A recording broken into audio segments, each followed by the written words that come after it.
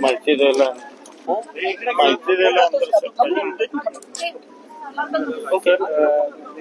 किती जणांचा आकडा आहे मृत्यूचा आणि किती जणांना? साधारण 4 मृत्यू झाले असं आतापर्यंत या निष्कर्षाप्रत आम्ही आलेलो आहोत आणि 37 जखमी आहेत की जे वेगवेगळ्या रुग्णालयांमध्ये त्या ठिकाणी उपचार घेतात.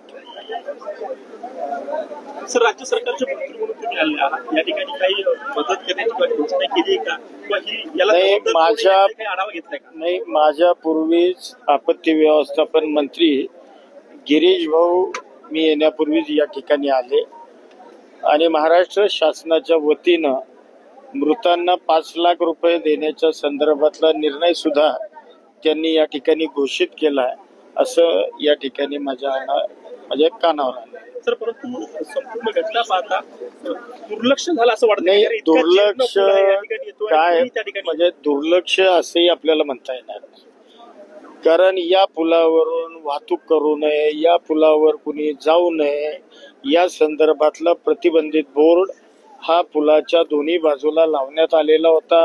म्हणजे आपण आताही तो पाहू शकता आणि दोन्ही बाजूला म्हणजे विशेषतः या बाजूला पोलीस त्या ठिकाणी 2 तैनात केले होते.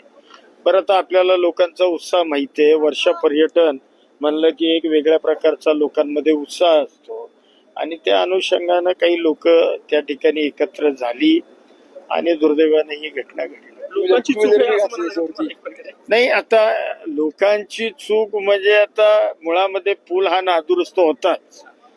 म्हणजे पूल 92-93 साली जिल्हा परिषदेच्या बांधकाम विभागानं बांधला होता, परंतु शेवट लोखंडी पुलाला काही मर्यादा असते, काही आयुष्य असतं.